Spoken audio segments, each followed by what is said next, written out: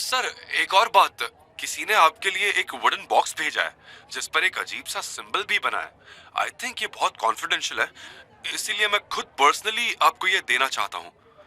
ठीक है, मैं आपको एड्रेस भेज रहा हूं, आप यहां पर आ जाओ, शिवाई ने कहा और फोन काट दिया। शिवाई फोन रखकर प्राइवेट रूम के अंदर लंच करने जा ही रहा था कि दरवाजे पर अवंतिका से टकरा गया।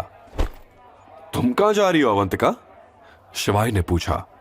एक्चुअली मुझे वॉशरूम जाना है, मैं बस थोड़ी देर में आई। तब तक तुम लंच स्टार्ट करो, मैंने अभी कुछ खाया नहीं है, थोड़ी देर पहले ही वेटर सर्व करके गया है। इतना कहकर अवंतिका वॉशरूम की ओर चली गई, मगर वो वॉशरूम की तरफ नहीं बल्कि रिसेप्शन एरिया की तरफ चली गई। एक्सक्यूज मी, क्या आप बता सकते हैं कि टोटल बिल कितना हुआ है? मुझे पे करना है। रूम नंबर 27 का बिल सेटल करना है।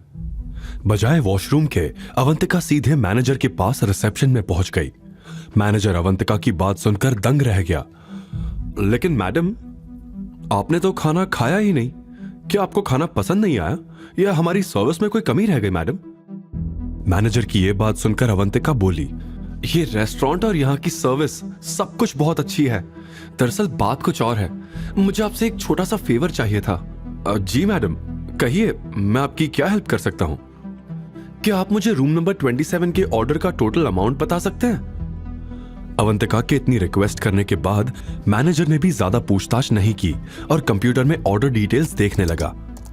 मैडम, टोटल अमाउंट 27,000 होगा, क्या आप अभी पे करना चाहती हैं? हाँ, एक सेकंड।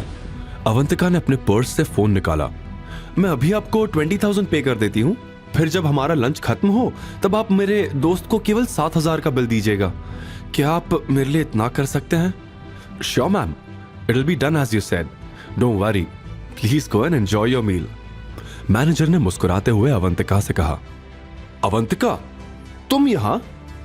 किसी ने अवंतिका का नाम ऐसे पुकारा मानो वो उसका बहुत करीबी हो। अवंतिका मुड़ी। संजय? एक घबराहट के साथ अवंतिका के मुंह से ये शब्द निकले। संजय वो इंसान था जो बचपन से उसके पीछे पड़ा था, वो उसको परेशान करता था। अवंतिका की आंखों में अब वही पुराना डर आ गया था।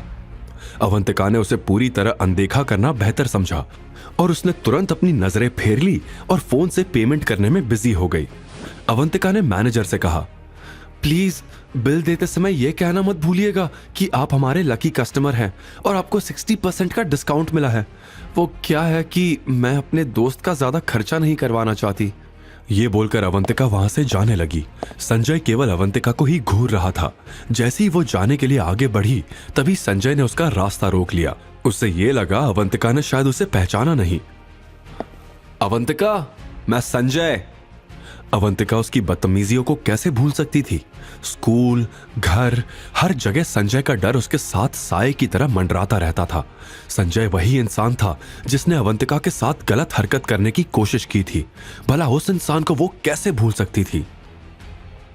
अवंतिका, अब मैं पूरी तरह बदल चुका हूं, तुम चाहो तो तुम मेरे साथ लंच कर सकती हो। मैं तुमसे न जाने कब से अपने दिल की बात कहना चाह रहा था। अवंतिका, मेरी बात तो सुनो। अवंतिका ने संजय की ओर देखा तक नहीं। पेमेंट पूरा होते ही वो तेज कदमों से वॉशरूम की ओर बढ़ गई। संजय ने इधर उधर देखा और वो भी अवंतिका का पीछा करते हुए बढ़ गया। आज अवंतिका को देखकर उसके सब्र का बांध टूट चुका था। बचपन से उसकी बेरुखी सहने वाला वो लड़का आज अपनी मनमर्जी करने के लिए पागल हो चुका था। अवंतिका के वॉशरूम में जाते ही संजय भी वहां पहुंच गया। उसने वॉशरूम के दरवाजे को बंद कर दिया। ये देखकर अवंतिका बहुत घबरा गई। तभी संजय ने तेजी से कदम बढ़ाए और पास जाकर अवंतिका का हाथ पकड़ लिया। संजय ने अवंतिका को अपनी ओर खींचते हुए कहा, आखिर इतनी नफरत क्यों अवंतिका? प्यार में यही तो होता है, और अगर मैंने वही किया तो इसमें गलत क्या था? तुम्हारी इस घटिया सोच और इन गिरी हुई हरकतों की वजह से मैं तो क्या, कोई भी लड़की तुम्हें पसंद नहीं करेगी। अब मेरा रास्ता छोड़ो और मुझे जाने दो, वरना मैं शोर मचा दूंगी। अवंतिका ने उसे धमकी देते हुए कहा। लेकिन संजय पर तो मानो पागलपन सवार हो चुका था।